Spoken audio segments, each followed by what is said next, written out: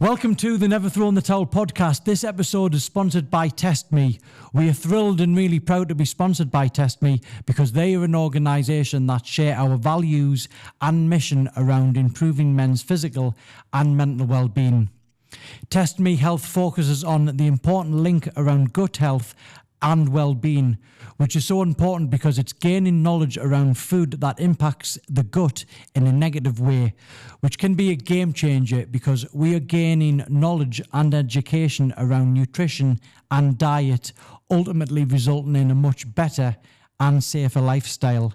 I just want to say a huge thank you to Test Me for backing and supporting the Never Thrown the Towel podcast, which is stories around resilience and adversity in hope to help and inspire, and trying to change the culture around men talking with the message that talking is a strength, not a weakness. Please like and subscribe to the channel because more likes, more subscriptions, and the more this channel grows, ultimately, this will help more people. Enjoy the show. Never Thrown the Towel. So, welcome to the Never Thrown the Towel podcast. This one is going to be a cracker. This one is a November special. I wanted to get particularly these two gentlemen in. These two men actively are doing things to make a change and help. They do amazing work in the Northeast, and I thought it would be great to get these on to champion the work that they're doing. We've got Joe Hilton, who is an author and a self-help coach, and we've got Alisdair Beveridge, who does endless amounts of work with charities, entrepreneur, and I've got to know Alisdair and I've got to know Joe, and that's been a privilege working in this field. And welcome to the podcast, gentlemen. It's good to be on.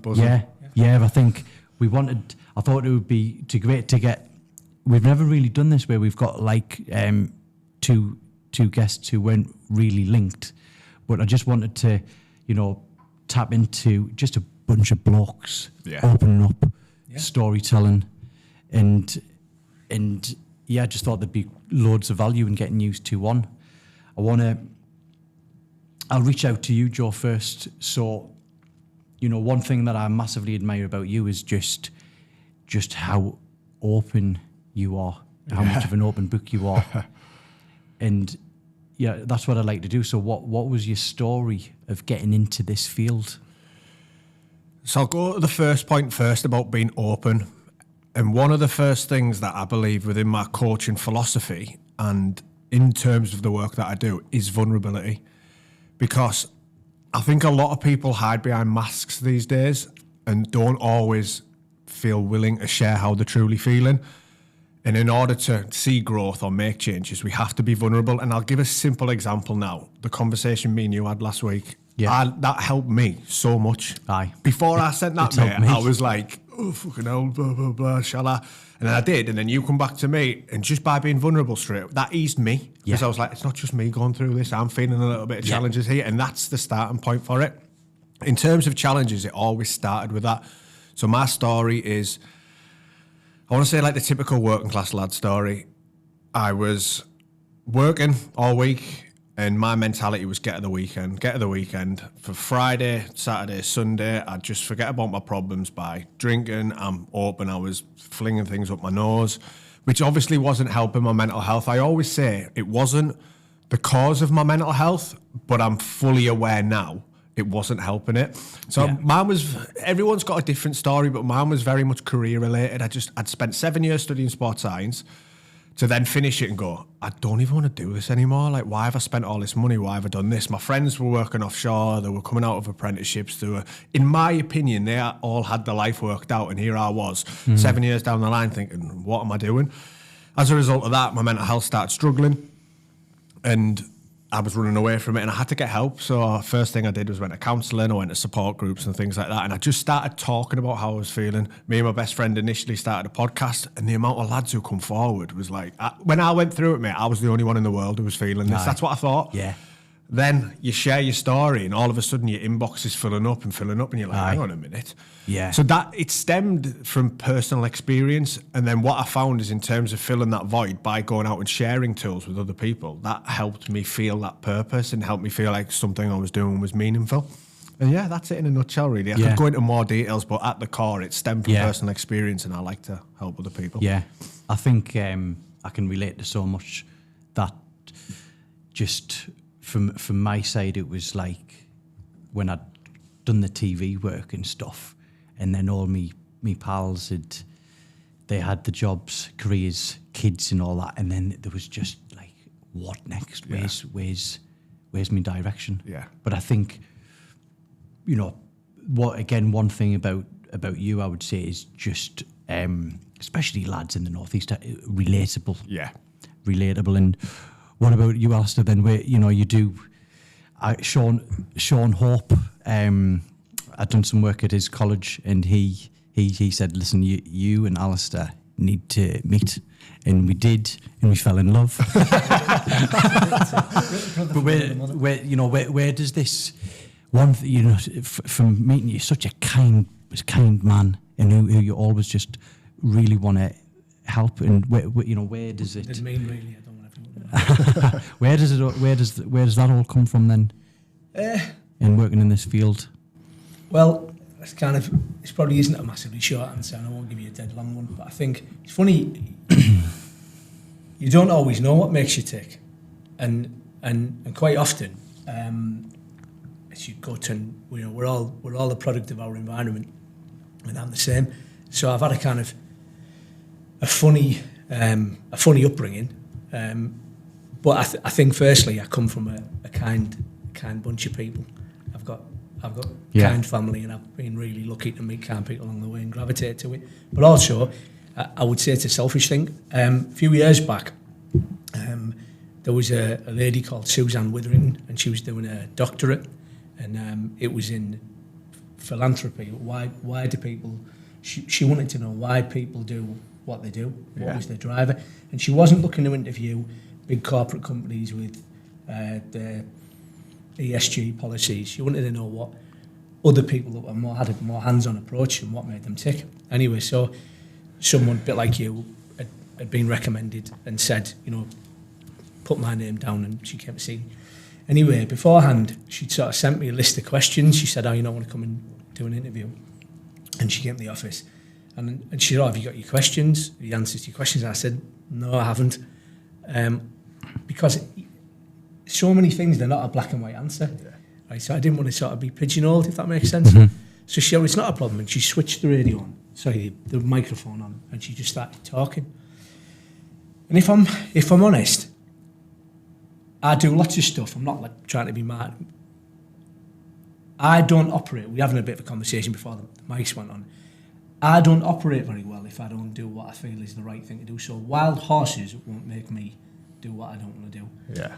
I've also had the privilege of being around some not very nice environments. Yeah. And the reason why I say it's a privilege is because if I had kids, would I want them to go through the same sort of thing? Probably not. Mm-hmm. On the same token, the emphasis on through. So by meeting people, and sometimes I think monkey see, monkey do. You talked about you've gone out on a weekend and you're living a different life. You can sometimes you can condition your surrounding. So if you're around loads of kind people, you're more likely to be kind. Yeah. If you're around party, you're more likely to be party. Yeah. So for me, I've kind of always felt like a bit of a loner. I don't want to be part of a massive clique. I've got loads of friends, as you know. Yeah. But I do what I think's right. Now, I did a podcast last year, and they ended up using it as a title. And it's not my phrase. I've nicked it from someone. It's givers gain. When you do something good, it's a different type of currency. It's a different type of drug. So when you do something good, let's call it a currency. If you put money in the bank, you get interest, right? So when you do something bad, when you do something shit, right, or you do a bad deal in business where you win and they don't, right? You know when you walk away, you don't feel like you've done something for someone. You feel like you've done something to someone. So what happens is You put that money in the bank, but instead of getting good interest, you get bad interest and you feel heavier and heavier. And when you do something wrong, every time you do that, it weighs on you. They say discipline weighs ounces, regret weighs tons. Oh, that's good. I like that. So when it's not mine either. By the way, he churns them out. Oh, I love it. He's got unbelievable. No, do you know what it is? It sounds dead cheap. But when I say it, sometimes I'm saying it to myself, right? Yeah, It's yeah. It's a very good way of explaining It's it. Jim makes Rohn. sense. The reason why you should always give people credit for the quotes, right, is for two reasons. One, because it's the right thing, and two, because if it's wrong, it's not your fault. but the point is... But that sounds like another quote. It is. No, but the point is, when you start putting enough credit in the good account, what happens is it gets compound interest. You start feeling good. Not only do you feel good, but you meet good people. Yeah. So iron sharpens iron and all that. When I met you, whatever happened in the universe to conspire, what happens is I wouldn't have met you if I hadn't met Sean. How did I meet Sean? The same thing. All rivers run to the sea. So to me, that's how some of my closest, I've had some, unbelievable good luck. Unbelievable good luck. But I can trace it down to doing the right thing. Yeah. And if I traced it back, I could have gone, I haven't got time to do that podcast. Or you haven't got time to do, I'm a busy guy, I haven't got time to do Never Throw in the Towel project. I haven't got time for that, I'm a busy guy. And by the way, you'd be completely legitimate. It's not about a judgment. Yeah. You're completely legitimate in saying, I haven't got time for that. Yeah. But actually, look at the dividends that come from that.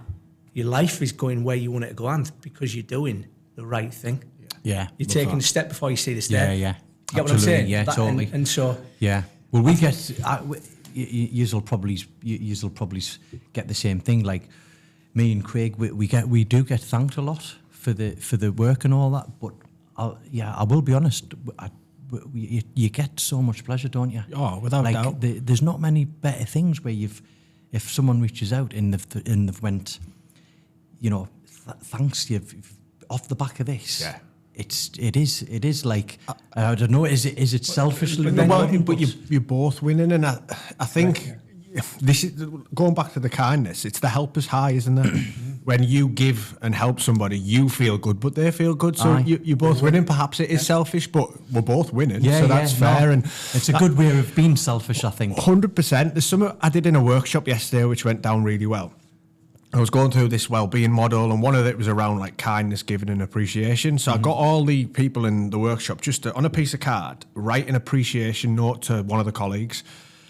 It's something simple that they've helped you with that you want to say thanks for. And sometimes we don't stop to do this. Anyway, a few of them wrote it out, and I just stopped for 5 minutes, and they were going up and they were cuddling each other, and it was, oh, thank you, I really appreciate that. And it just goes down to that basic human decency and that small time. It's writing an appreciation card on a piece of card. Yeah. But yeah, it made that other person feel amazing. Yeah, totally. It's true. Like we had Troy Hawke. I don't know whether you've seen him. He wears the purple dinner suit, and he stands outside the shops and he gives people compliments. Right. I haven't, but that's amazing. Oh no, honestly, so he's hilarious, right? And he's become massive. You've probably not seen him because he's mainly on Instagram and social media.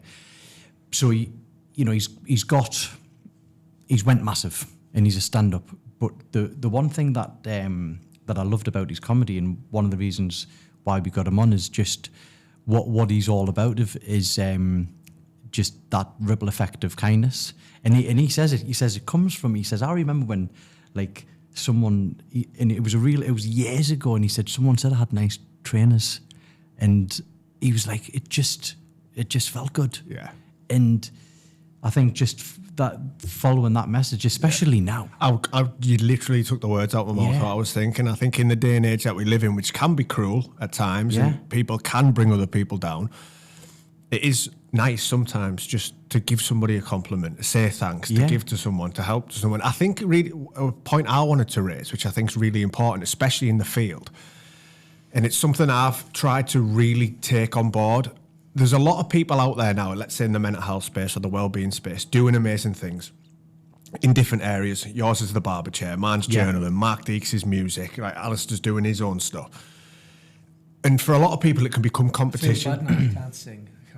No, but it's what I've come to realise, and something I strongly believe in this space, is there's no one size fits all. Because if we knew the answer, we'd just say follow A, B, and C, do that, and you'll be grand, you'll be brilliant. But there isn't, and for me, it's all about collaborating and bringing people together with different stories. Because I might go and do a talk at a college, and there might be 20 people in the room, and 3 really relate to me.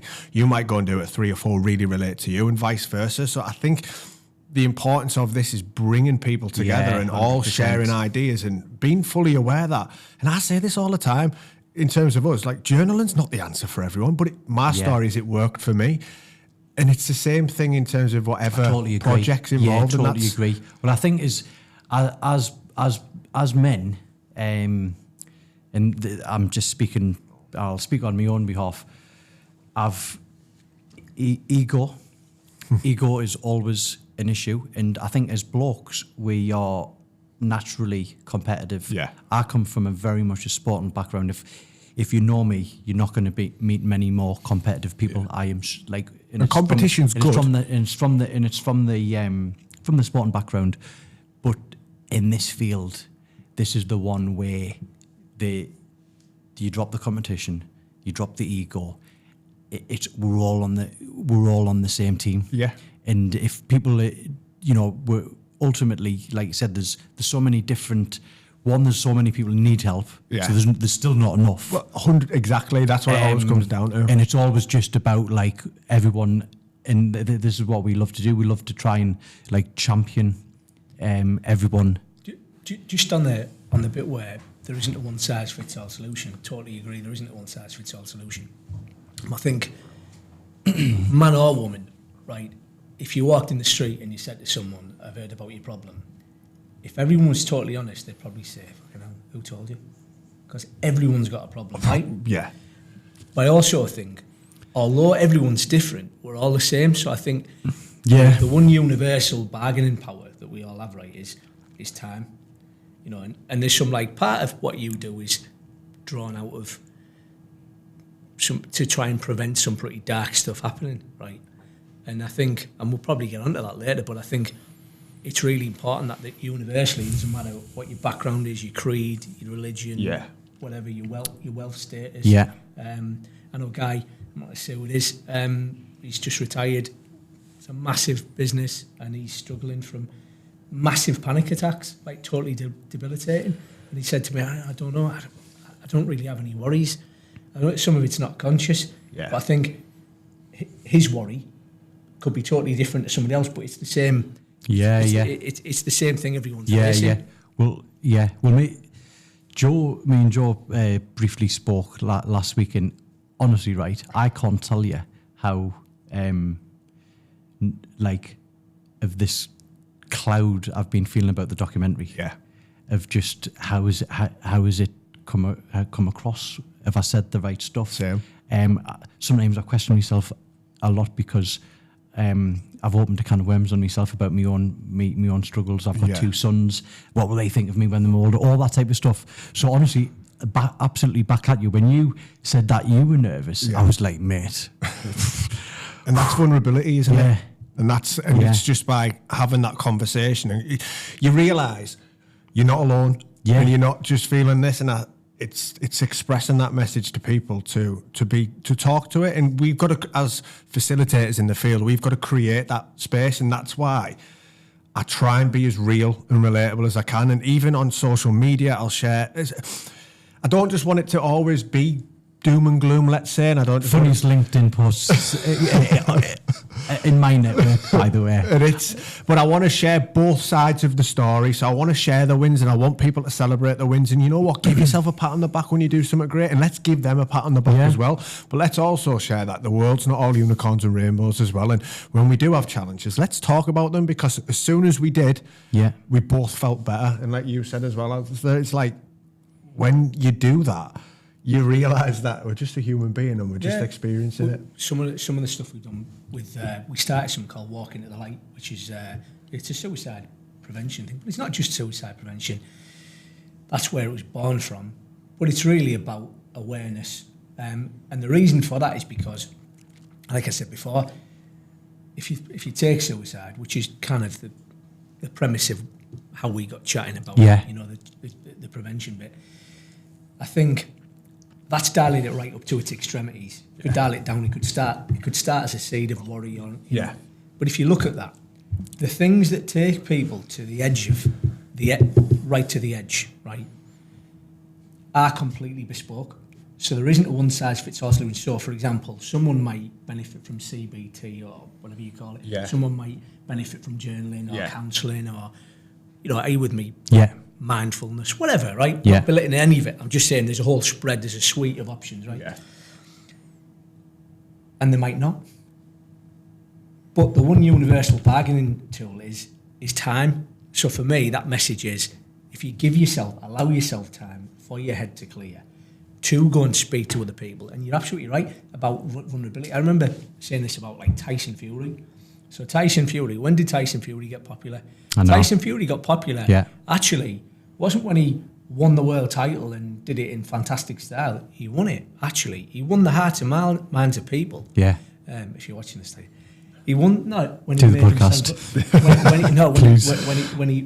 I'm sure he will. When he made himself vulnerable, No, it you're was right. like just by default because it all came out. And then what he did, he allowed a certain probably niche of people that maybe wouldn't have made themselves vulnerable to go, if he can feel that. But again, on the good news story, he then came out of it. And that's really important to go, because if you don't think you'll pass the exam, you won't study for it. If you don't think you'll win the fight, you won't train for it. Yeah. But if you think you can, the fear of the fear of loss isn't as strong as the desire for gain. Yeah. So you'll go, I'm going to make sure I'm in that gym because if I'm not, he is. You get what I'm saying? Yeah. That guy's hired a trainer, whatever. I'm going to be in the gym twice a day now. Yeah. It's that fear of loss, isn't it? Yeah. But it's a big drive. It's psychological. Yeah. But it's important to have the wins and share the downside. But it's really important we share the hope, the good side. I feel like this, but despite feeling like this, like I remember with your story when we first started chatting, you told me about being like the oldest swinger in town. You're out with all your pals and all these people around you that you didn't feel were really with you. Yeah. But like you're not a tree. You're not stuck in a field. I'm a tree. I look and I go, I wish I was in that field. You can get up and move, and you did. Yeah. By taking that action and moving out of the area, you've now met the woman of your dreams. Yeah. You've got two. Totally. For me, like I absolutely love Darlington because the reason why I love Darlington is because it's so associated with myself getting into that better headspace. I literally moved here. I was living in 33 East Raby Street, house sharing in this rough old street. Best move I ever made. Yeah. The dog had a sleeve tattoo, didn't he? That's what you said. The chair arms as well, it was that rough. There's a good point on that, though, which I think is really important. In roundabout ways we've said it, is about environment. Now, there's a saying that my best friend said to me, it's always stuck with me, and you're probably like this. If you sit in a barber's for long enough, you'll end up getting your hair cut, right? And I was like, what do you mean by this, right? So my best friend, he's like... It's true, that. Yeah, I won't tell his story because it's his place too, but I'm so proud of him. The changes he's made in his life are insane. Like, he's a recovering addict. Like, he's just an incredible person. I'm so proud the challenges he's been through. Yeah. He's had to change his environment. But he said this thing to me and it always stuck. And sometimes when I'm working with individuals and they'll tell me what they're doing, I'll try and explain to them, sometimes you have to take yourself out of that environment. And I'm not trying to force them into anything. And I won't say, I'm going to tell you need to stop doing this, because you'll discover that yourself. And if you want to change, you'll come out of that. Yeah. But when I stopped partying as much, I couldn't go and sit in the pub all day, because in a matter of time, I know I'm going to end up doing the same thing. So my environment started becoming camping and training, and I know. So I went for a run late last night. My partner's like, what are you doing?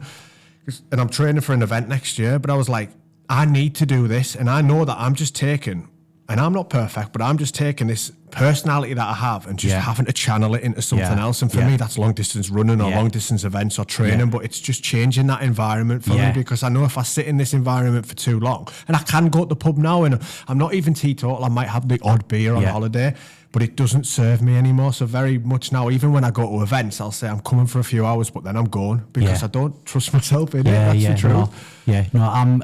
I'm probably cut from the same cloth, really. Like, that's why I've got to do what people would maybe consider mad, is like, right, I'm 42, but actually I'm going to have a 6-round scrap. Is that how old you are? I didn't know that. I done a post round on a unicorn, actually. Sometimes there is unicorns about. Love it. But or the cold water therapy. Probably someone who probably needs some form of rush in my life.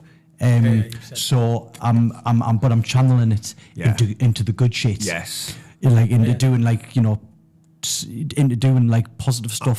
I'm glad you've raised that point, because it's something me and my partner were talking about this week. When I'll do these like personal assessments in a workshop, we do like a well-being wheel, and one of the things that scores low all the time, and it's not necessarily important to everyone, but a lot of people say, I wish I had more of it. They'll rate it out of 10, let's say, and a lot of people score fun and adventure at like 1, and I'm like, why is that? Well, I just don't have the time for myself, and I don't want to do this. And I've, like you, and it's something I've come to accept a lot more now, I need dopamine hits. I do. Yeah. But now it's choose my dopamine hits. Yeah. Is it going to be an ice bath and a long run, or is it going to be alcohol and cocaine? Yeah.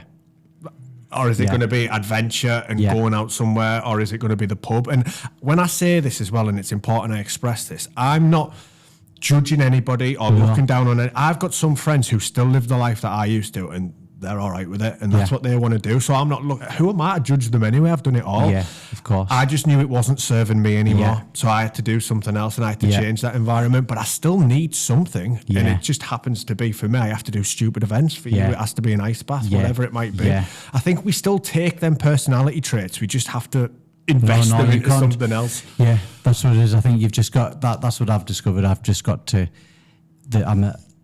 I'm a certain type of. I just need some form of like rush. Yeah. Do you know what I mean? What about you? In terms of my rush, Yeah. I've got a brilliant business, and I think it's a roller coaster, because sometimes you kind of go, I'm not doing well, I'm not busy, I could do more. And for me, I've got a really active mind. I'm not actually good at sitting still. So, for example, although I crave a bit of time off, like 7 days a week, I'm out, I'm active, because, and it's not like, I think sometimes when you slow down, everything catches up. And I think sometimes too much time, it's like the art of overthinking. Yeah. Not necessarily bad stuff, just everything. I feel like I've got lots to do, and I'm involved in loads of stuff. Like I say, it's kind of like it's kind of. Do you act? Is it like you're actively like slightly like aware of you actually have to be? Well, I tell you something. I haven't owned. It's just as we sat talking. My brother used to call it OCD. Right? He said, "Oh, you're OCD, Ali." And I remember when I started work. I won't go into it all, but it was a funny situation. So I started in direct sales, right? Which is so. I wouldn't say I'm an academic, right? So I went to a dyslexia institute, not far from here. Anyway, so I had this kind of, and the chip was on my shoulder. So I'd kind of like, and this is important with kids. If you say, little Tommy's shy, no wonder little Tommy's shy, because you're telling me he is. Yeah. Mm-hmm. So the thing is, you get this badge. If you say, little Tommy's a superstar, he's full of beans, aren't he? Yeah. Yeah. So you kind of live that stereotype. So when I started work, around me, but like you're saying, your pals have got it all figured out, they're all doing a modern apprenticeship and exactly. Well, I got a job as a commission only door-to-door salesman. Yeah. Right. So there's a little bit of dust in your face. And then a funny thing happened. I was working with loads of different people, and it's a funny industry because the barrier to entry is you can breathe and you're willing to. And it's like it's a revolving door. But in that section, sales is like it's a funny arena. But what happened was I met loads of different people And it was pretty frightening because you leave school, you're going to flight, 9 till half 3. Well, this was like, I used to get 2 buses to work, get dropped out onto an estate before all the other lads started, and I'd work till half 7 in my school uniform because I didn't have it was a shirt and tie job, so it was my school uniform. Anyway, had got the job because my mum's now husband, it was his business, so he'd give me a job. Anyway, so I was told, listen, he wasn't a husband then, you've got to be as good as gold, whiter than white, and I was a cheeky kid. And so what happened was, I was doing really well, and I'm outperforming these grown men. I'm also working, it wasn't ability, it was sheer. Yeah. I didn't have dinner, I would just go, and because I knew the boss, I was like put away from the hand, so I didn't see all the skives. But when you start doing really well, in your life, we used to move about a lot. And so I was always, I guess now looking back, I didn't really want to talk about this, but anxious about what might go wrong. When you think, why is all this happening to me? Right, okay. Right? So what happened was, it would be like, as daft as this, you get into a ritual where you think, I must be doing well because I do that, I'm not late, I'm going to be... So you're like whiter than white, but I took it to the nth degree. So I became this like robot of a worker. And then what happens was you build this habit up, and then you get this reputation, and you don't want to let go of this intangible reputation that you're this really, you're being successful. But that OCD bit, I wasn't OCD, but it kind of, maybe I was, I don't know. But I'm still a bit like that now. Back to what I said when we first came in, if I don't do what I think is right. Right, okay. Do you get what I'm saying? Yeah. So it's sort of,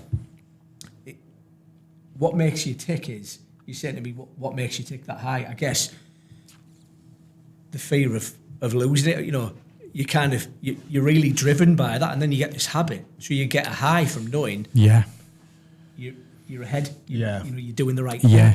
Yeah, absolutely. I think a key thing really is just understanding who you are. Yeah. And having that self-awareness, and just going, actually, this is like what you've touched on there. Yeah. This is the type of bloke I am. Yeah. And how am I going to deal with it, really? And you're not stuck. I think a good message for anyone watching it is that anyone who's come from a party lifestyle goes, how can I get, I'm never going to get out of this. You can. Yeah. There's a route for everyone. So for totally. me, if I could tell myself back then, what I know now is, I've been really fortunate to know that. Actually, I also learned a lot. I'm so glad I went into that, because I had a long time with people in a very villainous kind of area. Yeah. And what I realised was, it showed me who I don't want to be.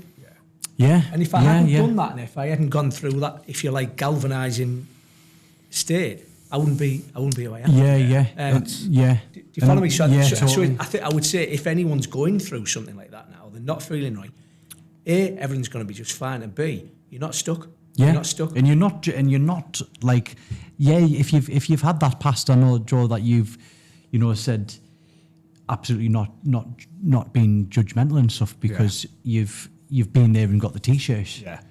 But it's not like your past, you can change. Yeah, definitely. Do you know what I mean? And I think as well, like, one of the things that I shared a video on this the other week, pain often leads to change, because if I think back to my best friend, when his pain became so much, that's when he realised, right, I need to do something about this. And some people will live a certain lifestyle and it doesn't affect them, so they'll continue to do it, and that's absolutely fine. And I think one thing that happens is you sometimes change identity. So, like, for me, if you'd have said to me 10 years ago, you'd be going outdoors, you'd be camping, you'd be doing this, I'd have been like, shut up, what you're on about? I'd never do that. My mates all still wind us up now, and like I get called a chippy, so like half chav, half hippie now, because that's the route that I've gone down. But I was like, it works for me, and I enjoy that, And it's many years ago, I would just have dismissed it. I'd have been like, going for a walk. What's that going to do? Like, mate, like I'm the same.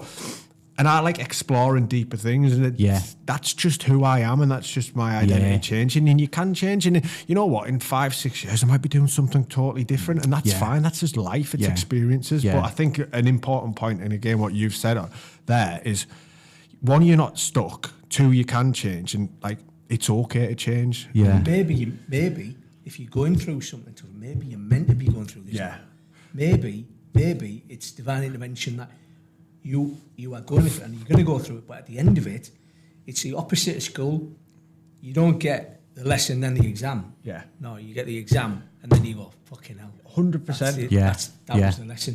So if you are going through something, Yeah. maybe be glad you're going through it. I Keep agree. going through it, Yeah. and you will come out. Yeah. You can't stop the storm, but it will pass. Yeah. And when it passes, you're going to be much stronger when you walked into it. Yeah. Well, think about this. You wouldn't be doing what you're doing now if it hadn't have been for your experiences. Likewise. Yeah. Likewise. Yeah, yeah. And at the time, it was the hardest thing ever. But now I look back on that and I go, you know what? I'm glad I did, because it's given me an experience which I can then share with others to let them know that it's okay if you're going through this. And it's those life circumstances that have happened, which, like you say, has led to this. Well, it absolutely is. Our business is an absolute result of this, of all the frustration. If I hadn't done those years and metals, I don't think anyone's had that full apprenticeship and stuck the path and actually been able to come out of it. Yeah. It's taught me so much. And again, back to your point. Yeah. Same thing universally. Different stories, but it's the same thing. Yeah, yeah. When you go through it, actually, it's like mining for gold. Most of what you dig up is shit. Yeah. But you've got to train your eye and go on the little glittery bits, and those little glittery bits are truly life altering. And so our business now, for example, if I hadn't had that apprenticeship of that, it wasn't an apprenticeship, it was like informal apprenticeship. Yeah. I used to say that if I knocked on someone's door when I was a kid and it was someone I knew, I felt embarrassed. I used to pretend and say, "Oh, what are you doing?" I'm doing an apprenticeship in sales and marketing. I was like, Yeah. There's just no college. Yeah. Or in work. Yeah. But the point is, by doing that, and then later on, Yeah. running the sales and this dream of having this one stop. It is. It's happened. yeah. Well, it's. I do quite a few podcasts. One of the questions that does always tend to get flagged up is, would you change anything? You know, from your Big Brother experience, and because, and I'm like, oh, no, absolutely not. Yeah. I wouldn't change anything because I wouldn't be here. No. And we had. Do you know? You know Paul Million? Do you know Paul Million? He's in the Paul's crackers in it. He's class though. But I tell you what, he's also like really fascinating. If you ever wanted a James Bond name. Yeah, no, it is a good name, isn't it? It is a Mr. Million. Yeah, it's a good name. Bounces off walls, doesn't he? But he's so fascinating when you spend time with him. He said he told me one of my favourite quotes. I know what you're going to say. Yeah. And it was you'll know because he bangs the drum about it. And I've put that into a slide. Yeah. Because I've resonated so much about every adversity, every failure, every heartache carries with it the seed of an equal or greater benefit. Yeah. So it's all them losses that you can have. If you dig deep, there is a seed of benefit. And Absolutely. all of those low points that you've got in your life, you've had in your life, there's been a seed of benefit. Yeah. Yeah. I think, and it's just knowing that. Some people don't know it.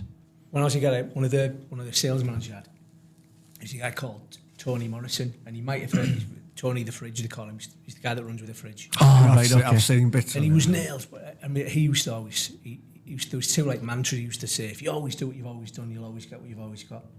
And I can remember it get reels off because he'd be saying it: if you always do what you've always done, you'll always get what you've always got. Yeah. So it's like if he'd be saying like, tuck your shirt in, tuck your shirt in, tuck your shirt in, tuck your shirt in. Somebody say, what are you fucking sure about? If you took your shirt in, I wouldn't. If you always do what you've always done, you'll always get what you've always got, right? Yeah. But he also used to say, and I love this: failure is an event, it's not a person. Yeah. And I used to love that. Yeah. I still love it now. So thanks, Tony. But it's true, because I think you can get bogged down in your past sometimes. 100%. But it's not. It's an event. Like you're saying, you can reinvent yourself from. What do you call it? Chippy, tap to hippie. Is that a thing, by the way? Yes, it might have been on LinkedIn where someone said, "Oh, you're right." Whether it's Barb at the speaker, without being funny, you can. Whatever. It doesn't mean failure. My point is, you don't have to stay the same. You're evolving. Yeah, it's a really important point, and I can't remember the name of the psychologist who says it, but something. I mean, if I go back to some of the things I struggled with back in the past, particularly looking at people around me, I felt like a failure. So even though I'd got the degree, I'd look on the outside and think, well, and I'd literally take that quite personally. So then even if I did something that wasn't perfect, it'd be like, oh, well, I'm a failure. And I had to change my relationship with failure completely. And there's a brilliant psychologist, and it's a lady, I can't remember her name, but she talks about depersonalizing failure. So just because something failed doesn't mean you're the failure. It just means perhaps what she says, step back from it and actually like look at it constructively. Like, what can I learn from that? What would I do differently next time? And rather than going, yes, I'm the failure. No, this failed. Yes, it did. But what can I learn from it? And an example I always share with this when I'm talking about confidence with students, I had 4 Thai boxing fights, lost 4 Thai boxing fights. Was pretty shit at it, to be honest, but I loved the fighting element. I loved the community of the gym. Mm-hmm. My second fight, I lost 3 on points and 1 by knockout. The second fight was one of the hardest things that I went through from an ego perspective. All my mates turned up. I trained hard as hell. I got sparked, absolutely sparked in about 30 seconds. At the time, it was at the time, right? It was horrible. Yeah. But what I say I took from that, the biggest thing that I took from that is walking on stage now isn't scary. Yeah. Because how can that be scary when I've been flattened in front of all my mates? Yeah. So actually, again, going back to the point of a life experience, would I have liked to win it? Of course I would.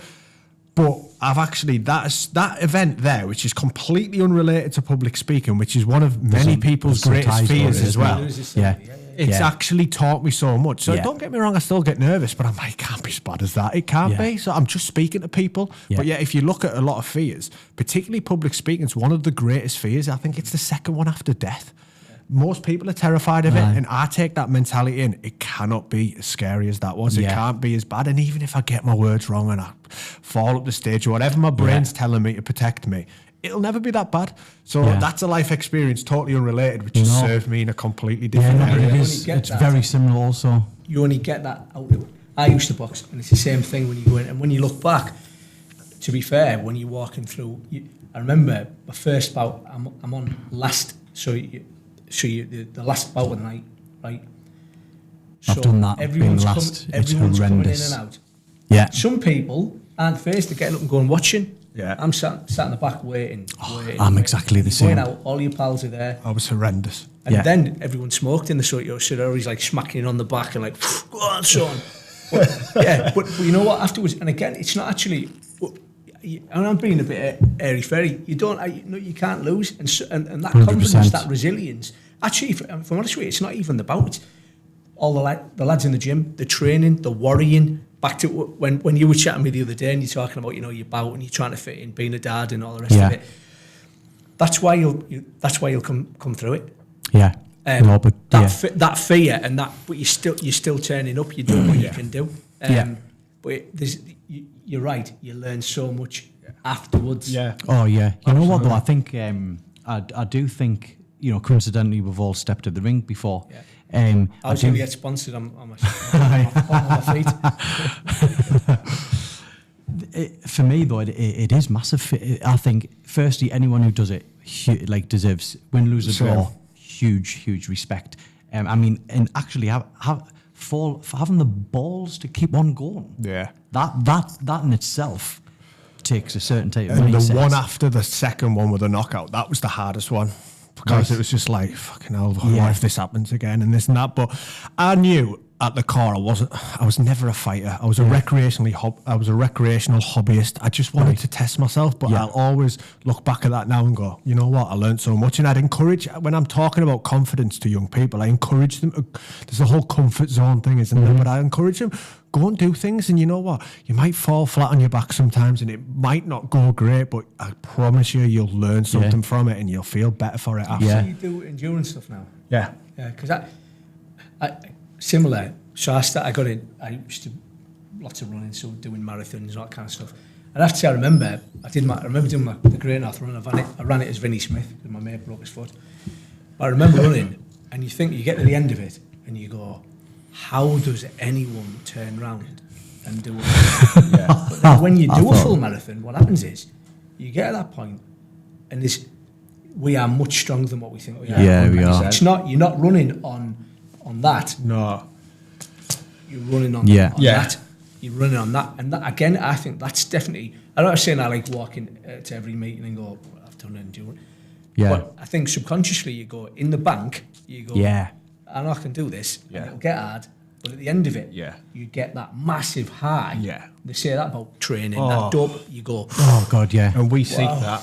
Yeah. And again, when I can think about relating it to these, so what I tend to do is I train quite actively, but once a year I do a big challenge. So the first one I did Roseby Topping 30 times in 24 hours for charity. Horrible. I've still never been up there. Yeah, I don't ever want to go back up there again. He's got to council it, forget it. and then the year after that, I did 2 marathons in 2 days back to back, and then I did the David Goggins one. And this year, I did the 100-kilometre, but I did it as a walk. And I wanted to run it. There was all these trail runners running past me, and I was getting this competitive edge. And I was like, why are we not running? But looking back now, again, going back and looking at experience, I'm so glad that I walked it. And the reason I'm glad I walked it is it took us, I think it was 24 hours in total, but the challenges I come up against in this challenge were completely different from the ones before. Sleep deprivation fucked me. I was walking in the hills in the dark, and I was like, what is going on here? I thought I was on magic mushrooms. I wasn't, but I was just like, my head was going all over. And just having, like, my emotions were all over the place because it was me. It was me in my head against me. But again, once I got through it, I was like, I'm so glad I've done that. And I think one of the biggest things for me from Ultra is having that battle where it's you against your mind, and you channel it in, and all of a sudden it's you versus you. But it's difficult at the time, and it's horrible. But afterwards, you're like, I'm so glad I've done that. And I took so much from it, and I've been with my thoughts for 24 hours, and I wanted to quit so many times, but I didn't, and I kept going. And that's why, whatever it might be, whether it's a boxing, whether it's an there could be a million different things. Go out and do these things. And 100%. There's that Japanese concept, misogi, and it's this idea of like pushing yourself to your extreme limits because you'll learn so much. I can't. Is it Jesse Waltz or somebody? This American guy. He talks about it a lot. And well, I seen something really interesting. It was this speaker. We were speaking at the same event, and he put something on that I hadn't actually seen before. It was Goggins, and I forget it was someone. I forget who else it was, but the science behind doing stuff you don't want to do. Yeah, like I forget. It was very technical what they were saying, but there's actually something develops in your brain when you don't want to do it. And this year I've stayed away from it, but from late December to around about March, April, I was consistently doing the cold water on the morning. I was going to ask you this question. Do you still hate it every time you get in each morning? Every time. It's mad, isn't it? I'm looking out the window, poking my head around, going, should I do it? Yeah. No, I don't. Arguing with myself. Is your nickname Button Mushroom? Honestly, like, you want to see me missus laughs because, like, she'll sometimes, like, I don't know, get through it. How's he do it? And she's like, you don't see the palaver beforehand. Ritual. Yeah, going, should I just do it? But and every time you don't want to, you don't want to do it. Yeah, but I think it can help from a performance perspective. 100%. And the advice that I'd give to anyone as well, and I say this all the time, for me, personal growth, it's called personal growth for a reason, so it's always relevant to you. So I've done some big challenges, but if I look at the likes of Goggins and people like that, I haven't even to drop in the ocean compared to what these people can do, but it's a lot for me. Relative to you. Yeah, absolutely. And I say the same thing with individuals. So if they want to get active or they want to get healthier, start with a walk, do a couple of K, then you might stretch it to 5K, and then you might do 10K. You don't have to go and do a marathon. Do it what's relevant to you and give yourself a pat on the back because you're still out and you're still doing something. And I really admire people who do that, no matter where they're starting from, because to me, they're going, you know what, I'm trying to make a change here, and I'm doing it for me, and they're overcoming fear, and they're going through so many. I think sometimes to compare is to kill joy. Yeah. You look and go, well, I'm doing it. Yeah. Absolutely right. It's it is. It's relative to you. Well, I've never been like a long distance runner, and I'd done the Great North Run for the first time ever, and I told myself, and I didn't particularly train for it that much. I just deludedly thought I'm into me fitness, I'll be able to do it, and but just running the full thing, that was a win. Yeah, absolutely. Yeah. It's a mint event as well, the Great North Run. I think it's such a good communal feel. You get to really see how fantastic people from the Northeast are. Yeah. Like, there's cheers from start to finish. Yeah. People I don't know whether giving you like soggy jelly babies. You think like you're a good person. You know what though, right? It's like crack. Honestly, I absolutely caned the jellies and the sweetie stuff because from about 9 miles, I was in agony. My legs had I hadn't gassed, but my legs had completely gone. And I was getting the sweets, right, or the jellies, or to have a little bit of comfort, of just a little bit of happiness. Like I was genuinely doing it just for, like, take me away from this pain that I'm feeling. But I mean, have you ever done? That's the first type of run I've ever done. Is it like that in any other places? Or is it just the Northeast where you get cheered from start to finish? I did the London Marathon, and that's a they don't speak to you. It's a big rah-rah event. But no, I think the Northeast of the Great North Run. I think the Northeast, the Great North Run, it's a different breed. It's just the people. I mean, it was pouring down this year, and we ran it again. I ran it as somebody else this year again. But me and my pal Dean went, and it was fantastic. And at the end of that, you know what? We both came back, and we were absolutely high as a kite for a week, really just because of the nice people. And you know something? We were there right at the end, and the last people to get over the line, there was this lady, and she had crutches. And I know she had like a palsy or something. There was 2 people carrying her, and you just think that if you could bottle that, everyone should do that. Yeah. Everyone should go and do it and get the experience. And it's humbler. And it just restores your faith in, like, people. You know, it's magic. Without doubt. I remember, like, I stepped in for somebody else when I'd done mine, so I had a different, I can't remember the name I had on, but I'd stepped in for someone who was unwell, and I remember running down the street, and they're like, let's say Alan, like, go on Alan, go on, and I'm like, oh yeah, sounds, yeah, man. Do you know, it makes you feel good. The name bit, right? Because when I did the London Marathon, you went the day before, and it was this Olympus, this stadium, and people were getting the names on the tops, and I was thinking, why would you put your name on your top? Yeah. Like, so I didn't, and I was running for Outward Bound. But then I remember getting I went past the Cuddy, so I can remember it. And you used to get these magazines sent to you before the marathon, and it said mile 22. They called it the mile, right? So what they did at mile 22, they painted this mural on a bridge with like fake bricks, and it was called the Wall, right? And when you get to that point, then you start noticing people like ambulances and people being sick and all that kind of stuff. Yeah. But I remember on the close from 22 to the end, people having their names shouted, and I ended up going, "Go on, John!" It makes it 100% the difference. Yeah. Having someone, big time, people seeing their family at the side, they just break down in tears because you brought right to the brink. And having that encouragement, it's the power of people. Isn't it? Yeah, I got.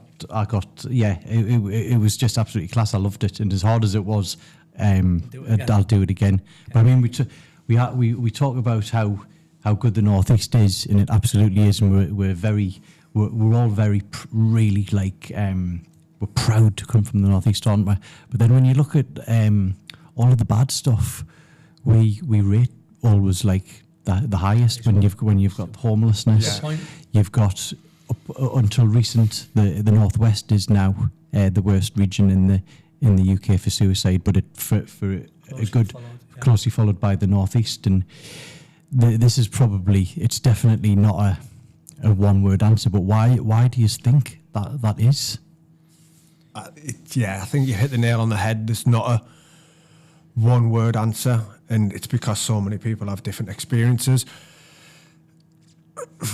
It is a tricky question. It's a very tricky question, but it's a powerful question and an important one. I remember when I first started in this field many years ago, and you've just highlighted the statistics there, Teesside was getting called the suicide hotspot of the UK, and there's a lot of drug use and there's a lot of suicide, and the two interrelate. Going down to why is it that people are struggling, and I found one thing I found in particular with working class men when I first started doing this work, and it still happens, and I don't know what you should probably expand on this. But initially, it was that ego pride thing, which was very much like there's a lot of rough, hard working class lads. The best story I can give for this, the best example, we first ran an event. This was about 5 years ago when I did the Joe Blog stuff. There was me and Josh. We brought a guy down called Paul Venice, European K1 champion, world nails. One of the scariest looking men I've ever met, but also one of the softest, nicest men. He was brilliant on that night, and he really shared everything, and he was so open and vulnerable. And it brought people together to all of a sudden everyone was going, oh yeah, I've experienced this, or I'm going through this. So I think ego and pride is a big one. But there's a quote that I really love, and it's quite sinister, but it's also like, when I read it, it made me laugh. It's by a guy called Albert Camus, he's a philosopher, and he says the literal meaning of life is whatever prevents you from killing yourself. And I read that quote and I was like, I laughed a little bit, because I was like, I can get that. And I think we need some form of purpose, whatever that might be, whether that's endurance, whether that's activity, whether that's business, whether that's helping people. We need, whether that's our children, whatever it might be, I think we need something to keep us going. And that can change in life. And right now I've got something that keeps me going, but there's going to be challenges that come up. But I think we need that. And when I look back to what I was going through, and I was running away from the problems, and I didn't really have a purpose. It was just, my purpose was get the Friday. Yeah. That was it. So I think for me, a lot of blokes still have that. And the other example, I think I shared this on your documentary, but obviously there was a lot we talked about. When I did my dissertation back in uni many years ago, I did it on football violence, right? And when I talk, and I'm not condoning it or agreeing with it, but I talked to a lot of men, and I realised that a lot of them, it wasn't even the violence, it was the part of something. Oh, yeah. So they felt part of a culture, and they felt part of being with the lads, and they had this identity. Brotherhood.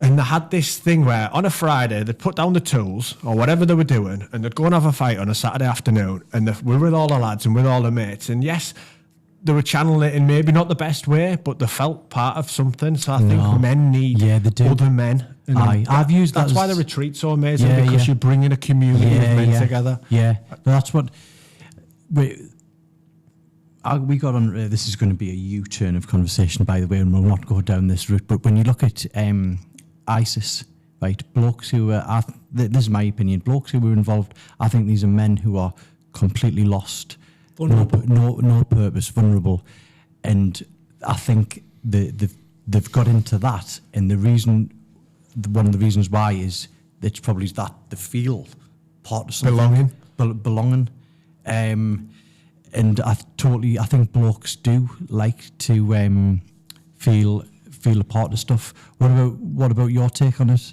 Alisdair? What I think take geography away from it. Not northeast, northwest. Take that out of it. Yeah. To your question, I think there probably are some things that are kind of geographically similar, whether it be lack of industry, that kind of thing. But I also think, just wider than that, internationally, I think we live in like an Uber society. So everything's instant gratification. If you send me a WhatsApp, right, or I'm at work and someone sends me a WhatsApp and the 2 blue ticks are on it and I haven't answered that, I sent you messages. I know you've read it. Yeah. It's just instant gratification. Yeah. You don't want to have to go to McDonald's. You get McDonald's comes to you. Yeah. Uber it, right? Yeah. You want something on Amazon? It's Prime tomorrow, right? It's instant gratification. I think loads of people are overstimulated. You could cover a whole host of things. I think that it's almost like it's a double-edged sword. It's brilliant, and it's really damaging. I think that, you know what I'd like to see is us forearming younger people. We teach people, when you're in school, we teach people about physics or maths and English. Yeah. But you know, the one common denominator, all of it is about people, skills about people. Yeah. You are going to go, when you leave college or whatever, you're going to set sail in life, and you are going to, you can have a wonderful upbringing, but when you leave the door, that's you're out. Aye. You're going to hit turbulence, and I think it's really important.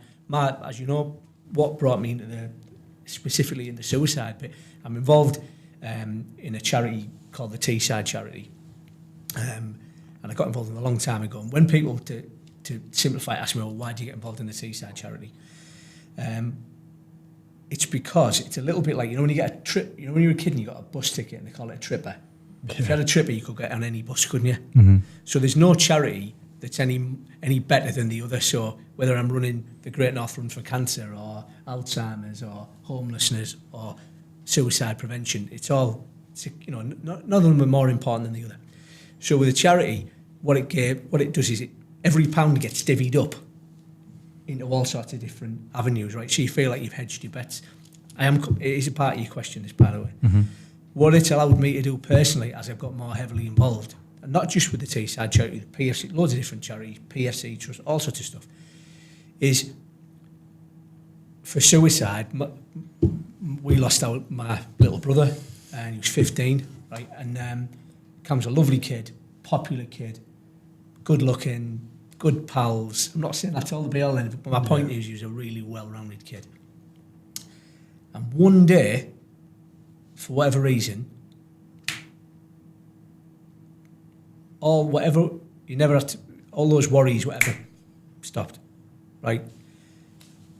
He didn't have a mortgage to worry about. He didn't have a girlfriend that had packed him in. He wasn't getting bullied. Do you understand? Yeah. He hadn't just, found out he's got a big VAT bill. Whatever it is, right? It doesn't matter. Suicide is like if you look at COVID and different illness, it predates COVID. It's a different type of illness, and it's been there since millennia, right? Mm-hmm. But it's for me, it doesn't reserve itself for age or just men or women or kids or whatever. Mm-hmm. It's like a weed. Every garden is going to get invaded. What I think we really need to focus on is a solution, the positive side of it, not being morbid. You have to look at the dark bits. Yeah. But really trying to teach about fortitude and about when you're not. I wish if I went back, and that's why I say time, if I could go back to, and sadly, it's a bit like saying red car.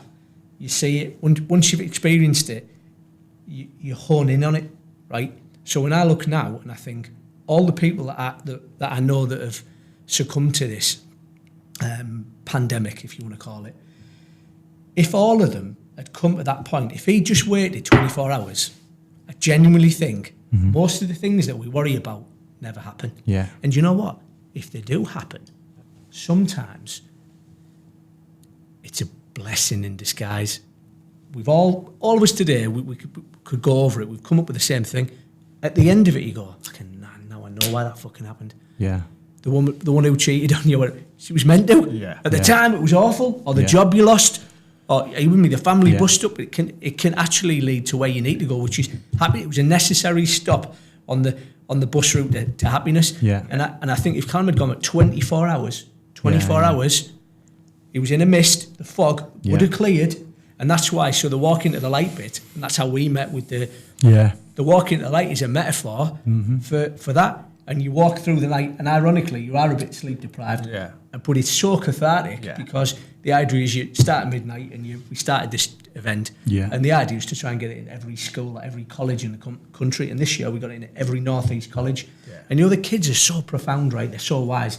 This kid, he said, it's a permanent solution. One of their students had it's a quote that I use. He said it's a permanent solution to a temporary problem. And I looked at this kid and I thought, I don't need to add anything. Yeah, yeah. You've got it boxed off, son. Because it's right. Yeah. It's right. Yeah. And I think that the reason why you have it in the Northeast, who knows, other than to say, we've established we've got the kindest bunch of people. But I do think that there is that stoicism, that thing about men. Men have got some shared traits. They don't always make themselves vulnerable. I also think it's really dangerous, to paint yourself too vulnerable. Like, it's going to sound but as an employer, right? When people go, I need a mental health day. Yeah. I'm all for that when you need it. Yeah. But there are also times when I actually think it's the opposite of what you need. I think sometimes when you sit and you curl up in a ball, ships in harbour are safe, but that's not what ships are for. You could put you in a room in there, feed you 5 meals a day, have a nurse on hand, you live till you're 120. Mm-hmm. That's not living. Yeah. Yeah. So I think mental health at the moment, it's a bit of a trend, right? Mm-hmm. People are talking about mental health all the time, and that's great. Yeah. But I think we need a bit more doing behind the scenes, because I think what I would hate to see is other kids go, because we all feel to go, fucking hell, I've got major anxiety. Yeah. Maybe you haven't got major anxiety. Maybe you've got humanity, so you swear. Maybe that's just part of being human. I'm not saying it doesn't exist. Yeah. but be really careful what you label people as. 100% agree with you. And one thing that I wanted to... self-fulfilling prophecy. I'm glad you've raised this, because it's something I've shared often within colleges, and like there's a clear boundary that I have to put here. I'm not a counsellor, I'm a coach. There's a massive difference. We have disclaimers, we guide people if we feel we can't do that work.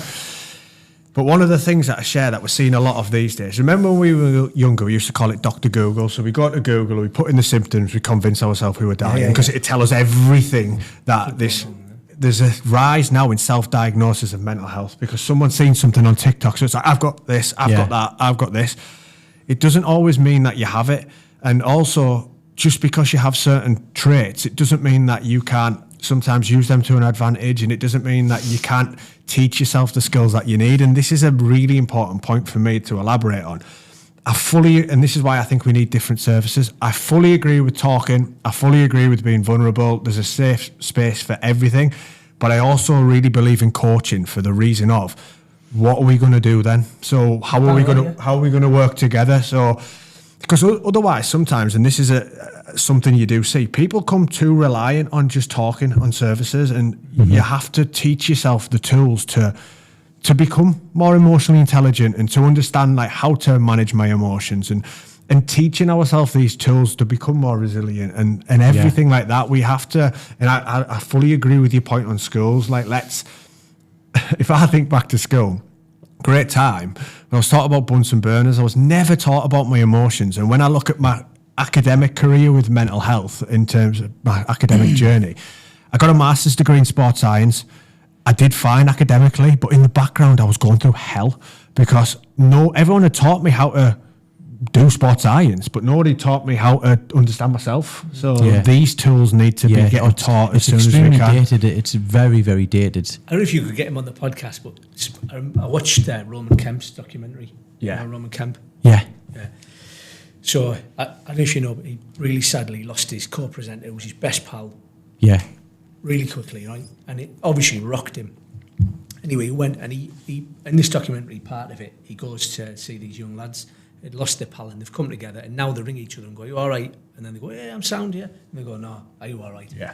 Anyway, one of the people he sees, he goes, there's a professor in Belfast, and he's done the first doctorate on suicide prevention, right? And he's got this, it's like a warning list. So what he does is he writes down, he gets everyone and he goes, right, if you ever found yourself at the absolute limit, who would you phone? What would you do? And it's like this kind of like a checklist of what you do. And I just think, as kids, I just think young adults really need to be taught that. And you know something? 100%. The people who are teaching it remind themselves. Yeah. You know when you say a quote or something, I've said to you before, actually you get it yourself. When you light me up, I light you up. Yeah. You know, or you light up yourself. 100%. So I think that also adults, you leave school, but you don't leave education. You're evolving. You know when I went to a pal of mine's wedding, it was a New Year's Eve, right? And his dad's pal was a miner, and he was there, and he was having a drink. And he said to me, he said, just talking about his old man, he said, you know something, son? He said, you're a bit pissed. He said, when I was 21, I knew more than my dad. He said, when I was 31, he said, I knew as much as my dad. He said, when I was 41, I just wanted to know my dad's advice. Yeah. Because you become a bit more humble, don't you? Yeah. Absolutely. You know what I I mean, yeah. That's something. Being 42-year-old, I'm still the same young daft lad character, but from the years of experience. From the years of experience, though, and primarily the experience is just all the mistakes. Yeah. Just all a lot of. That's how you've learned, isn't it? Yeah, that's it's what I'm just saying. Books. Yeah. It's not a destination. Yeah. Well, the losses are lessons, aren't they? Yeah, man, I like that. Yeah. Do you know what I mean? You know, one of the things on that which I really enjoy from like a mental well-being perspective, and again, probably just leans into this sort of spiritual type thinking, but I get a lot of peace from like Buddhist texts and Taoist texts and philosophy and things, because I think they provide a different perspective on things. So one thing I used to really struggle with was like acceptance of things. And in terms of that resilience now, I'm not perfect with it. It's really difficult. It's easy to talk about and not always easy to practice. But I used to always grip onto things really tightly. You know, within business, like, oh, that deal should have went that way, or that talk should have went that way. And I've started practicing acceptance more, where it's like that water. What will be sometimes, and maybe it's supposed to happen so that I can take something from it. And I found for me, like, if I was given advice on the mental health aspect of things, like, read some of these alternative texts. It certainly helped me feel calmer in certain situations. You know what? I went to Bali, and I was like, one of the main things I was blown away with how nice the people were. Yeah. And they're all the Buddhists, aren't they? Yeah. And just we got to spend me and my wife we got to spend a lot of time with this one particular guy, and just hearing his mindset, but it was all based on his religion. Yeah. And it was all about. I was thinking, you know what? I think if there was maybe one religion I'd lean towards, that's probably being a Buddhist. Yeah. But there's another question, and these are the last question about why the Northeast. It's such a difficult question, and another one that I'm gonna raise is, and again, it's something that I've been asked because I work in the field. We've got so much knowledge now. We have got a lot of knowledge, right? You know, we're getting, you know, for example, we've got 3 blokes here being really open, so the stigma is getting chipped away. Yeah, I think it is. We're starting to change our mindset, but it's still like horrendous. Yeah, and it's still like getting worse. Again, this is a tricky question and a hard one to answer. But I just would like to hear your take on it. Yeah. Like, why do you think it's still getting worse, even though we've actually got loads of knowledge? It is a tricky one, but they're good questions. And one thing I want to express whenever I'm giving an opinion here or talking about things, I'm talking about purpose in one instance. I don't know the answer. I don't know the answer. That's what I say. Because if I knew it, I would tell everybody it, right? Because it would be saving lives, and I don't know it. And there's so many different factors that go in for each individual. So for some people, it might be a career. For some people, it might be they're going through child issues, grief. There's a long line of everything. One of the things what I found and I'll always use personal examples just to try and make it relatable. My initial struggles were very much career related.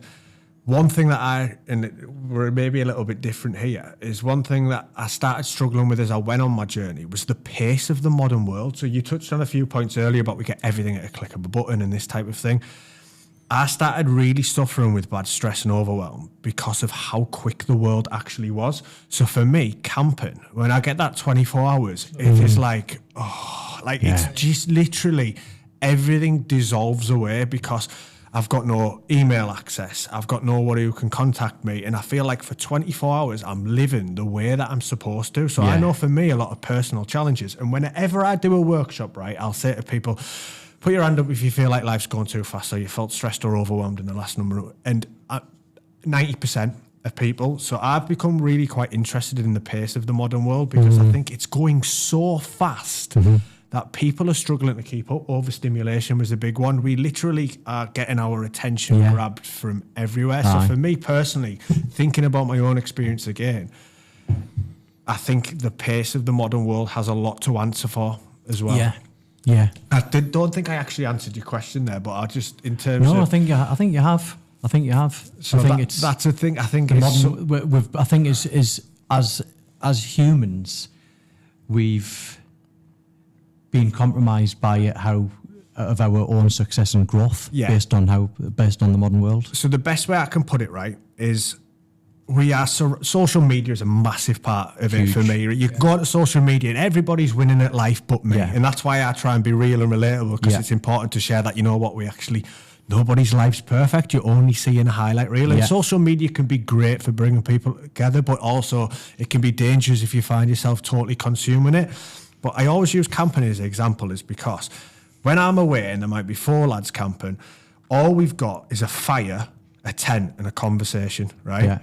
And it's the most at peace and happy I feel. And it's a twofold win, because on that night, all I want to do is get warm in my sleeping blanket in my tent. And then I go home the next day and I'm so grateful for getting into my double bed with my partner and it's warm in the house. Yeah. And that's because I feel like when I'm camping, I just have the simple... Yeah, and the simple things, and I start to be really grateful for the simple things in life. And I think in this modern world, one of the challenges is, and I'm not discouraging people for wanting to grow and do better, but I think this strive for more constantly can actually lead to a lot of unhappiness, because when do you get to enough? When is 100%. And I've went through it all. I think try to resonate with everything you're saying there. I think sometimes you can have too many choices. Yeah. Oh right? God, you can. So Food therefore, menus. there's that much stimulation going on. Yeah. I think one thing, to bring it back, I was listening to Chris Hoy yesterday with his interview, and I just found that he talks about perspective. Yeah. Right. And when you look at what's really important, when you boil it down, we're all just passing through. Yeah. Can't take the flash car, all your property. You can only wear one pair of shoes at a time. Are you with me? In many sense, we're all equal. But I think part of it is that chase, but it's getting perspective to go, look, I haven't killed anyone. Yeah. I'm breathing. Health is wealth and all that. Yeah. And you take it for granted until you can't. Yeah, and I think when you see the things like that, I think that's really important. That's something so I think it's important to try every day and be grateful for what you've got. And wake up. Yeah. And say thank you. And I definitely do that. Yeah. And I also get carried away. Yeah. And then you get little things in life, especially when, for example, we talk about like death. When you have I can remember when Callum passed away, it was a really cathartic thing. What happened was, I remember seeing my dad. I don't know if he doesn't watch this, but it was the first time I saw my dad with all of his armour stripped away. Everything was stripped away.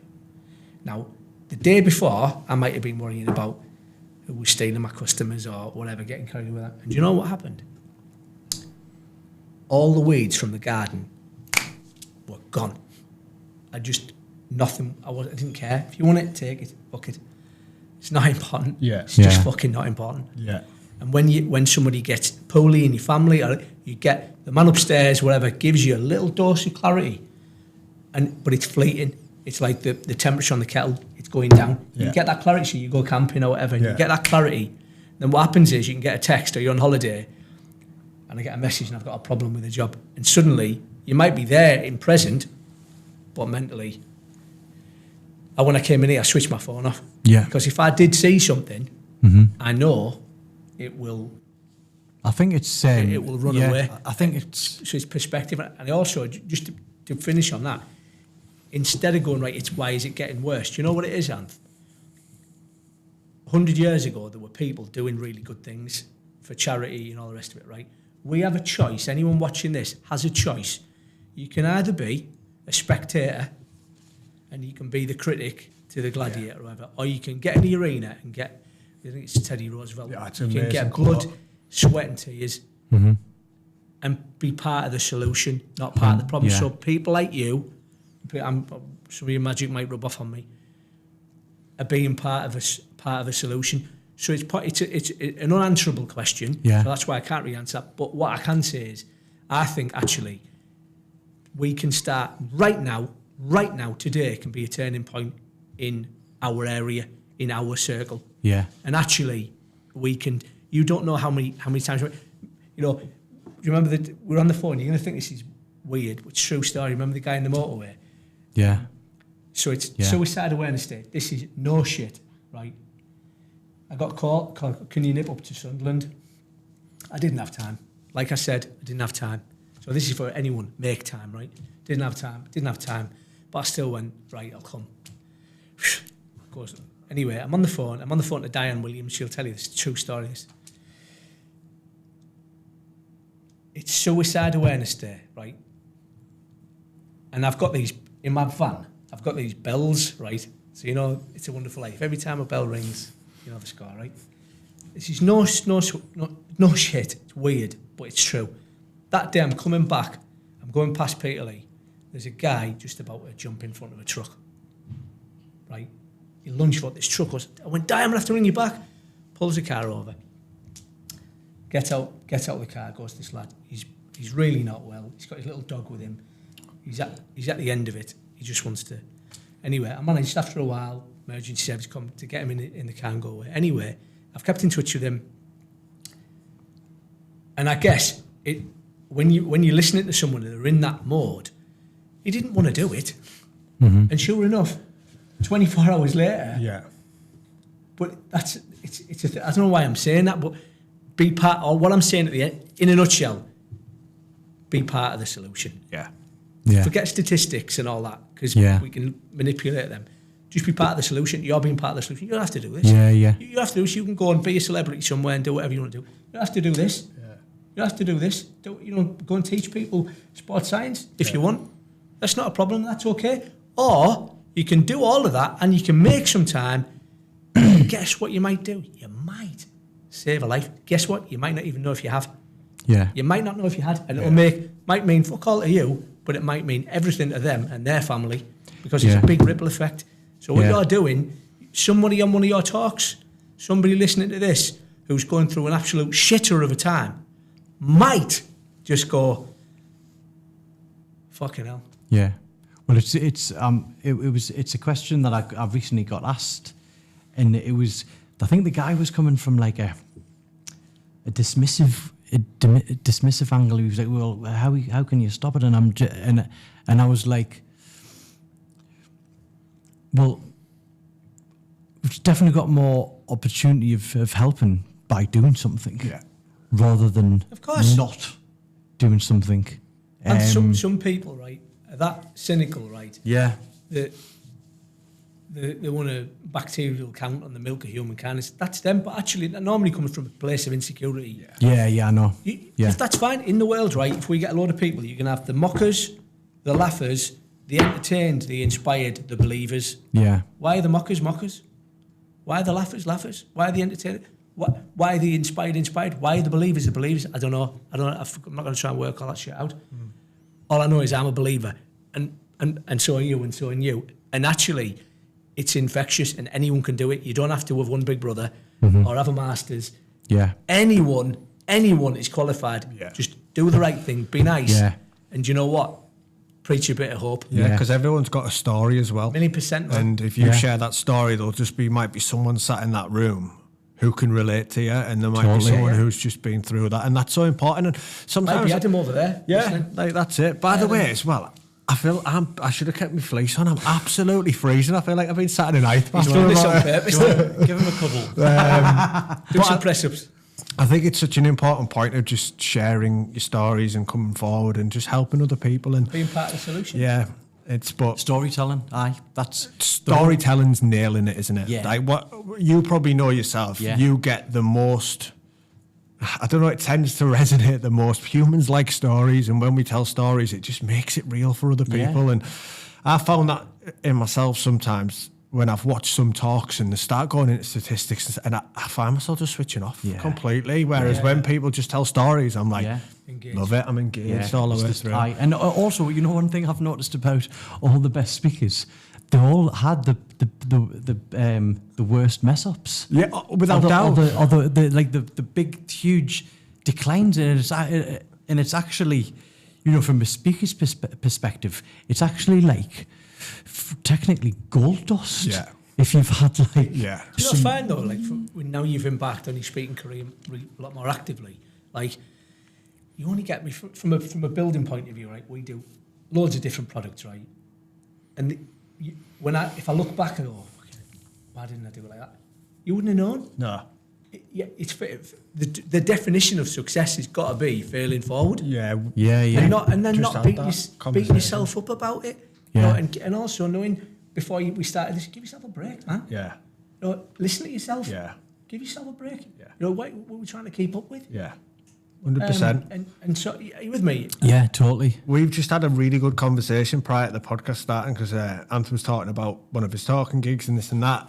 And we were just reflecting on it. And I was talking about one I did yesterday. And I'm like, it's forever learning, no matter what. And I think for me, I like to have the attitude of continuous learning and never feeling like I'm the end product, because I think if I ever got comfortable with that, then I'd stop wanting to learn, and I'd get found out. And I think from every single thing that you can do, whether you've done 10 speaking events, 100 speaking events, 1,000, there'll always be something that you can reflect on and you can learn from and go, do you know what, next time I'm just going to try that. And even a workshop I did this morning with a college, the first 10 minutes were really challenging, but then I got into it, and I'll come away from that tonight and I'll reflect on it and go, right, next time I'm just going to tweak that slightly and see how that works. And I don't think anyone's ever the finished product. Yeah, totally. Like and you learn from other people and you share things. And I would agree, for me, when I watch speakers, I just love people who are just totally out there personally. Like, I love it. Like, and I'll go back to that Mr. Bingo on Saturday. I just thought he was brilliant. And he totally went against the rules of public speaking of what you would read in most books, but he just walked on stage and just went totally AWOL with it, and I thought it was brilliant. Yeah, I've always been a rule breaker, mate. Yeah, I love breaking rules, and and ultimately, if you can't, my uncle said this quote to me. My uncle David: "The coolest thing is being yourself." Yeah. That is like it, and it is though. My uncle David. It is. It's. But you might as well be, because you're never going to be anybody else. Nah. Yeah, absolutely. I mean, this is good. We should. This is going to be the 5-hour special. I was going to say, I'm busting for the low as well. That's clearly when I walked in. No, you know what? You know what has been. I knew it would go. I've been rattling, freezing, and I'm busting for the low. Yeah, I knew it would go this way though, but it has been great because I use a 5 questions, and it's just literally just I've not even had to try and think of other questions, because it's just flowed, because we all 3 of us have got love to talk really and share stories, so it's been fantastic. I'm going to finish on both of yous. Just final message really to anyone who's watching. What would you say if someone's not in a good headspace, and what would you say? Do I go first? So for me, it would be what we've touched on today, in the sense of it's a permanent solution to a temporary problem. And I think with the story that you shared, it showed that when you're in that cloud at that time, it can feel like the best thing to do. But there's so many people who love you and care for you and admire you and want you in their life, that just keep going. Just keep going for another day, and go and get the help that you need. Go and speak to somebody, because you don't have to go through it on your own. And even if it's picking up the phone to a friend or to somebody and just just talk it out, and just understand that we can get through difficult times, because we all have, and we'll all go through them, and life will continue to throw us hard times, and we'll all experience more in our lives. But just keep going, because we can get through it. Yeah. I think I resonate with that. I think for anyone, because everyone's so bespoke, everyone's life's so different. Again, there isn't a one-size-fits-all solution. For me, I think I can only say how I deal with things. Yeah. I think that you are where you're meant to be. So what happens is, if you can attach meaning to something, you can almost get through anything. Yeah. So I would say, if you're going through something, don't act while the fog's there. Robin Hood's a good archer, but you need to target. Don't try and swing punches and try and hit something that you can't see. You've got to let the dust settle, let the clouds rise, and speed kills. Take your time. Take your time. Don't run to pain. There's enough pain coming to all of us. Don't run to it. But maybe if you could switch it, they call it an inverse paranoia, and what that means is, anything that happens is conspiring in your favour. So I would say to you, perhaps, what if, this is me, what if what you're going through is actually a blessing, literally a blessing in disguise? What if you couldn't get out of the car this morning and it was actually sent to made you avoid this? What if you were being made redundant, but actually that was because you thought you were being pulled away from something good, you were being pushed to something better. Yeah. So my advice to anyone is, be optimistic. Yeah. Because your happiest days are ahead of you. Yeah, totally. It is. It's when I look at my life, the best things I've got have happened after the worst points. Right. If I look That's my case. When I was in such a bad headspace in thinking, how am I going to like get out of this situation? Missed 5 mortgage payments, no direction, doing drugs, but then shortly after end up meeting, I've got two kids now. Just it's You any good at maths? terrible. Right, it's an easy one, right? I'm all right with 1s and 10s, right? There's 10 birds on a wire, right? 9 of them decide to fly away. How many left? 1. Right? No, 10. 9 of them decided to fly away, they just didn't do it. You've got to take action. So you could have stayed in your flat or stayed in your house and gone to another party and, right, procrastination, I'll do it tomorrow when it never comes, but you didn't. Yeah. Whatever made you do it, you got on the train, you came to a new town, you go and... I remember you telling me you got to eat humble pie, you go back, you're frightened of getting a real job because you've been a bit celebby. Yeah. You know what? Fruit's out on a limb. You've gone out on a limb and that's where the fruit is. Mm-hmm. But you've had to be uncomfortable or comfortable with being uncomfortable. Yeah. And that's what you've done. And so I think, again, I praise you, lads, being part of the solution. Don't be a spectator. You can just get off the fence, get off your arse and come and join this queue. Yeah. Be part of the Absolutely. solution, and that's what you're doing. And I praise you. You're doing great work, lads. Keep doing it, even though you feel fucking flat out and overwhelmed. At the end of it, you're going to look back and go, I'm so fucking glad that one guy said that. Yeah. We'll wrap up. Joe, I reckon you're really desperate for it. Yeah, I really need the toilet, man. Thank you for coming. Here's a present for you. Wow. Towel. Wow, Really look at this. appreciate it.